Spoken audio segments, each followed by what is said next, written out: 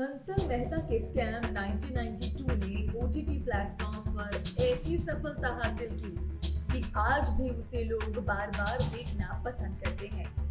हर्षद के किरदार को प्रतीक गांधी ने पर्दे पर ऐसा निभाया था कि उन्होंने best actor in drama series category में फिल्म फेयर अवार्ड अपने नाम किया। सीरीज की कहानी, स्टार कास्ट और रियल बेस्ड स्टोरी से हंसल मेहता और मेकर्स ने सभी दर्शकों का दिल जीत लिया। जिसके बाद स्कैम के दूसरे पार्ट का सभी को बेसब्री से इंतजार था और इसी इंतजार को खत्म कर दिया है हंसल मेहता और उनकी टीम ने। जी हाँ, स्कैम 1992 के बाद इसका दूसरा पार्ट स्कैम 2003 जल्द ही आपको देखने को मिलेगा, जिसमें एक बार फिर आपको एक रियल स्कैम और उसकी सच्ची कहानी के बारे में जानकारी मिलेगी। अब किस शख्स की कहानी पर स्कैम 2003 बनेगी, इसकी कौन होगी स्टार कास्ट और किस तारीख को रिलीज होगी ये सीरीज, बताते हैं आपको।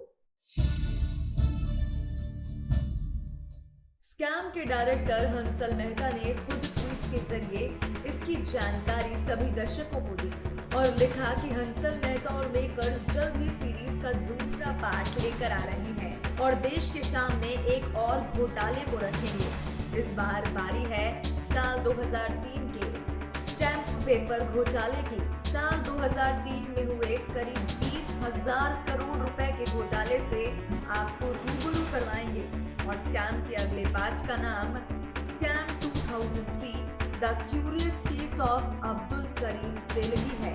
बता दें, साल 2003 में देश में सबसे बड़ा, बहुत बड़ा स्टैम्प पेपर स्कैम हुआ था, जिसमें अब्दुल करीम तेलगी नाम के शख्स को सजा हुई थी। जहां स्कैम 1992 जर्नलिस्ट सुचिता दलाल और देबाशीष बासु की किताब the scam who won who lost who got away पर बेस्ड थी, वहीं upcoming series journalist Sanjay Singh की किताब रिपोर्टर की डायरी पर बेस्ड होगी। सबसे अहम आपको बता दें, संजय सिंह वही जर्नलिस्ट हैं जिन्होंने उस दौर में इस घोटाले का पर्दाफाश किया था।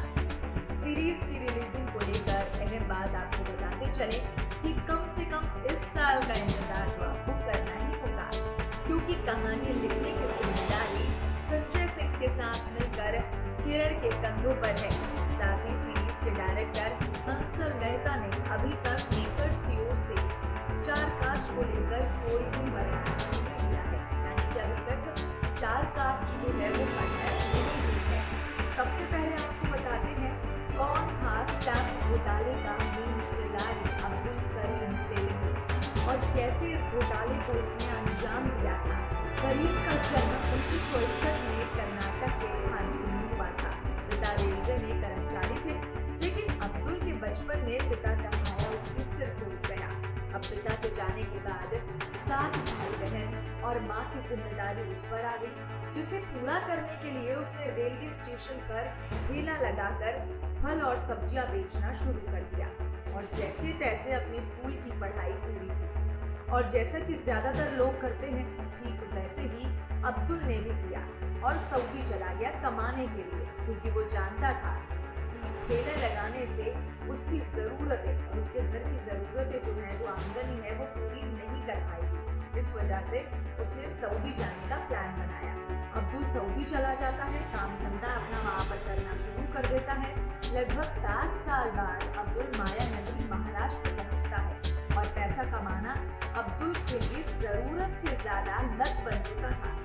सन 1980 में उसने सबसे पहला फर्जी पासपोर्ट बनाने का काम शुरू किया, जिसके बाद सन 1991 में अब्दुल को मुंबई पुलिस ने पासपोर्ट फर्जीवाड़े में गिरफ्तार कर लिया, मगर ये गिरफ्तारी अब्दुल के लिए फायदेमंद साबित हुई। जेल में एक साथी कैदी ने उसे बताया कि हर्षद मेहता शेयर घोटाले के बाजार में आजकल स्टैम्प की कमी हो गई है, जिसके बाद अब्दुल ने जेल से रिहा होने के बाद इस पर जानकारी निकाली, जहां से उसे पता चला कि लोग पुराने शेयर ट्रांसफर सर्टिफिकेट से रेवेन्यू स्टैम्प पर निकाल रहे हैं और उन्हें इस्तेमाल कर रहे हैं और इसी के बाद स्टैम्प पेपर घोटाले की शुरुआत होती है। अब्दुल करीम तेलगी ने सबसे पहले देश में फर्जी स्टैम्प पेपर सप्लाई करने का पूरा नेटवर्क लगभग 25 राज्यों में तैयार किया। यानी कि हमारे देश में 28 राज्यों में से 25 राज्यों में उसने अपनी पकड़ बना ली थी।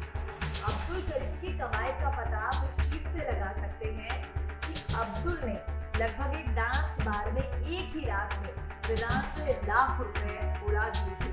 अब आप समझ गए होंगे अब्दुल करीम ने भारत के लोगों को कितना चूना लगाकर पैसा कमाया था। लेकिन वो कहते हैं ना, गलत काम किसी से ज्यादा दिन छिपता नहीं। तो पुलिस ने मामले की जानकारी निकाली और मामला एक्सपोज हुआ तो दोषी अब्दुल मौके से फरार हो रहा था। जांच में लगी पुलिस ने अब्दुल को साल 2001 में अजमेर से घर दबोचा और इसके बाद उसके 20 साथियों को भी पकड़ा। फिर जांच शुरू की गई, जहां अब्दुल से लाख बार सवाल जवाब करने पर भी उसकी चुप्पी है एसआईटी की टीम को नार्को टेस्ट करवाने के लिए मजबूर कर दिया। इसके बाद उसने उस पूछताछ में कई राजनीतिक पार्टियों के बड़े नेताओं का नाम बताया। साथ ही साथ उसने पुलिस ऑफिसर्स के नाम भी बताए। साथ ही साथ इस नार्को टेस्ट में अब्दुल ने ये भी बताया कि उसने 20,000 करोड़ का घोटाला किया है। लेकिन हैरान करने वाली बात यह है कि अब्दुल जेल में बैठकर भी देश को चूना लगा रहा था। उसके पास सारी सहूलियतें थी, उसके पास हर वो चीज थी जिससे उसे जेल से बाहर आने की जरूरत नहीं थी। वो जेल में बैठकर भी पैसे छाप रहा था, देश को चूना लगा रहा था। जिसके बाद पुलिस ने जानकारी दी अब्दुल ने जो घोटाला किया है, यानी कि स्टैंप पेपर जो अब्दुल ने घोटाला किया है, वो भारत का सबसे बड़ा घोटाला था, जहां करोड़ों रुपए की जालसाजी की गई। जिसके बाद कोर्ट ने उसे 30 साल की जेल की सजा सुनाई थी और 202 करोड़ रुपए का जुर्माना भी लगाया था।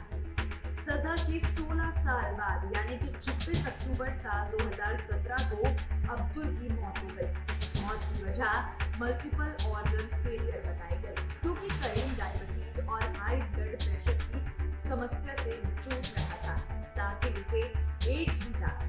तो ये थी साल 2003 में स्टैंप पेपर घोटाले की पूरी कहानी। स्कैम का पहला पार्ट को देख दर्शकों की उम्मीदें इसके दूसरे पार्ट से भी काफी ज्यादा है, जहां स्टार कास्ट को लेकर अभी कुछ फाइनल तो नहीं हुआ है।